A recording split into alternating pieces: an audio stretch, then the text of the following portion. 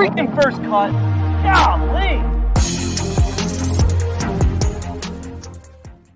Welcome to the First Cut Podcast. I'm Rick Gehman, and this is your round two recap for this week's RBC Heritage. Joining me to break it all down, Sia Nejad is here. Hello, Sia. It's funny because if you recall from the DFS show, Rick, I renamed our podcast to the Ben Martin podcast. And it's just the reason that's funny is because in one of my lineups that's doing okay, I need Ben Martin to make the cut. So it'd be really funny if he missed the cut after me calling it the Ben Martin podcast. Well, did you see what he did on Thursday? Well, yeah. Gave 5 back on the last 3 holes. Yeah. He was basically in the lead. He got to 5 under through his first 9 and then finished double bogey to give back 5 shots in 3 holes, which was less than ideal, as they say. Nice bounce back. He's having a decent day today.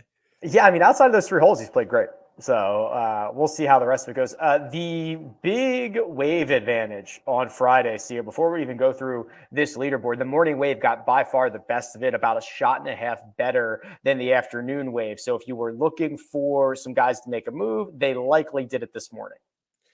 Yeah, and it's just one of those things with weather where it just can get so unpredictable. I think we started to see as we were getting closer to Thursday that there might be that advantage. But even the people who are really big on the weather advantage, they were kind of doing like a 30%, 40% thing where in DFS, for example, they really weren't sure which way to go. But yeah, you're right. There's certainly the conditions this morning in particular, pristine. Well, the leader, as everyone anticipated, is Jimmy Walker, who followed up his Thursday 65 with a Friday 65. He is 3 shots clear of the pack. And this is pretty interesting, Sia, considering the fact that Jimmy Walker's last top 20 finish anywhere in the world was the 2021 3M Open. He finished T11. He has missed more cuts than he has made since then, and it has generally been a lot of sour play except for these last 2 days for Jimmy. Yeah, and so that's the thing with the RBC Heritage. Even with an elevated field, I think, after round 1 where we saw Aaron Rai pop, among others, including Jimmy Walker, I think what we're going to see is if Jimmy Walker was in this field doing as well as he was doing right now, I think you could consider, hey, man, maybe this guy ends up in the top 5. But what we're going to see, because if you see who's lurking, right, and we'll get to that, of course, but it's not just Scotty. Justin Rose is up there. Xander is up there. Tommy Fleetwood, Patrick Cantlay, Victor Hovland, Jordan Spieth. Like, this is going to be a leaderboard that's going to slowly filter out some of the Jimmy Walkers and, let's say, the Mark Hubbards of the world. And we are going to see tomorrow afternoon an elite top 10 and going into Sunday for sure.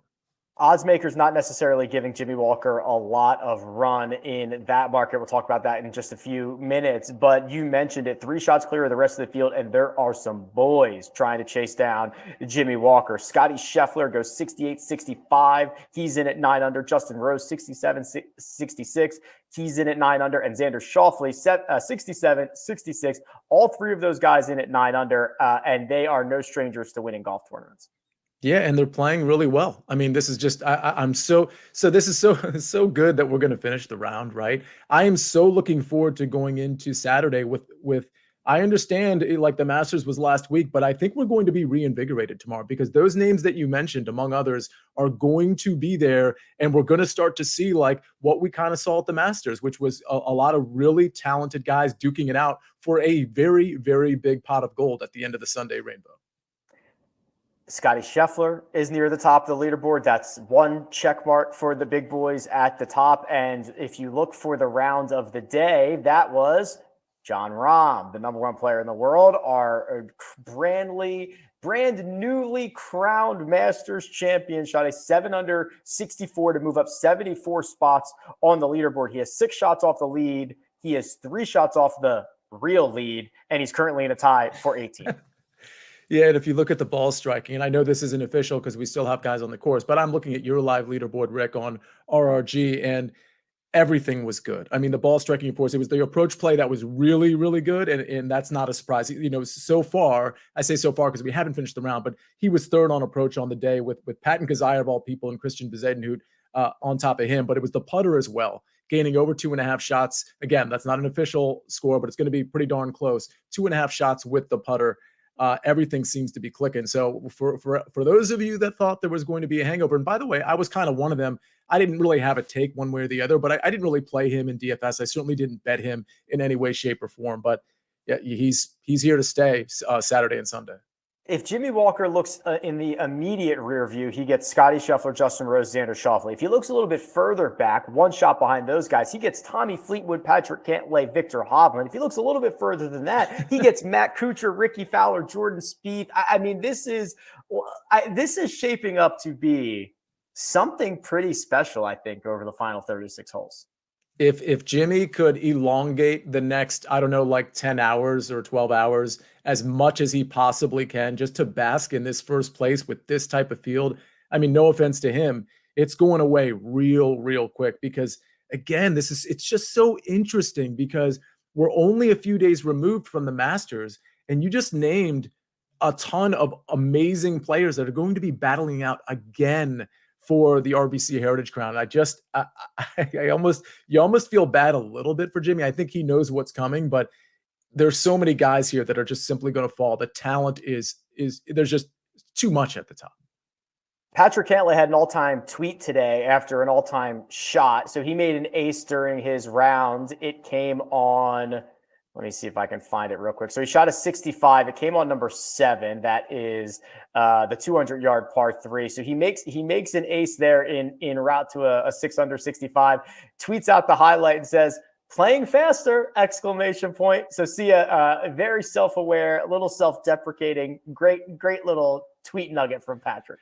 So what's really interesting about that is you never know, especially with guys like Patrick Cantlay. I mean, I think, it would have been really hard for him to have not noticed it wasn't just Twitter, I'm sure. There was just everywhere was talking about Patrick Cantlay's slow play Sunday at the Masters, or slow play in general, of course. But I thought it was really cool of him to basically tell everybody, yeah, like I'm hearing all of this too. And now I'm just going to fire back in a fun sort of self-deprecating way. I thought that was really cool. And by the way, his ball striking was just so good. Off the tee approach, best in the field if you add it all up together with the ball striking, and the putter was good too. He lost a little bit around the green in round 2, but he is humming. Like everything we thought going into this tournament, like this sets up really well for Patrick Cantlay. Well, this is setting up really good for Patrick Cantlay. I was at Home Depot today and I had to buy a tape measure, and I almost bought the DeWalt tape measure just because Rick, I think I caught the end of that because you broke up a little bit, but the DeWalt did not work. The DeWalt tape, it did not work. Fair enough. No, did not work. Okay. A couple of notables, Sia, who are not going to be around for the weekend. Tom Kim, 71-70. That's 1 under. He's on the outside looking in. I thought he was one of the guys I was most interested in watching this week because of the conversation around he doesn't have the distance as everybody else, but he has the accuracy. This should be a pretty good golf course for him. Not to be done because he will be finished as this round finishes up. Yeah, Tom Kim was one of those interesting cases. I know you discussed it on the first cut, with the mega preview and whatnot. Well, we discussed him on Monday as well. He was a guy I was really intrigued by. I wasn't completely sold on him, but I like what I saw from him with the Masters, with that kind of elevated group. I think we're going to have to track Tom Kim for the next few months and see if, listen, he's so young. I mean, he has plenty of time to rebound, but this is pretty disappointing, especially when you look at some of these names at the top of or near the top of the leaderboard that are not the big time names. You would think Tom Kim would have been able to sneak inside of the cup. I'm just kind of scrolling through the other names that are not going to be around for the weekend. Webb Simpson's on there, but he has not played particularly well, but this is a golf course that he has dominated. So you kind of thought, okay, maybe there was a chance. I'm looking through, I see Billy Horschel's struggles continue. And then I see I'm not going to assume this is definitely the biggest name to miss the cut. It's Max Homa, 73-72. Homa played okay at the Masters, nothing to write home about. He did make the cut. I think he finished 46th or something like that. And now he is gone here. He will tee it up with Colin Morikawa next week at the Zurich Classic. And then I guess we'll see him at Wells Fargo for the next elevated event, but Max will not be around Harbour Town this weekend. Yeah, I seem to recall him having a lot of trouble around the green. I think he lost a lot there, but certainly wasn't good in general. I mean, I'm looking at some other names too that were kind of popular, not for me, but I know that a lot of people mentioned them. Steven Yeager, Taylor Montgomery, Siwoo Kim. So interesting. I had a lot of people come up to me, Rick, and I'm not trying to turn this into a DFS conversation, but it's a betting conversation too, in a sense, because everybody was like, man, Siwoo Kim's going to be really popular this week. I did not get that. I was like completely lost with those comments.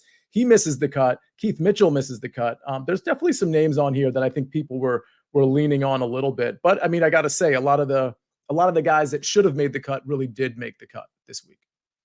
Yeah, Tom Hoagie, Taylor Montgomery, Adam Hadwin on the outside looking in. They will not be around for the weekend. Matt McNeely's still working through injury, it seems. He's gone. He will not play. JJ Spawn will not play. So those are kind of the notables that I think people were interested in. We will discuss the odds board and see if there is a wager to be made on this Friday night. But first, we're going to take a quick break. And here we're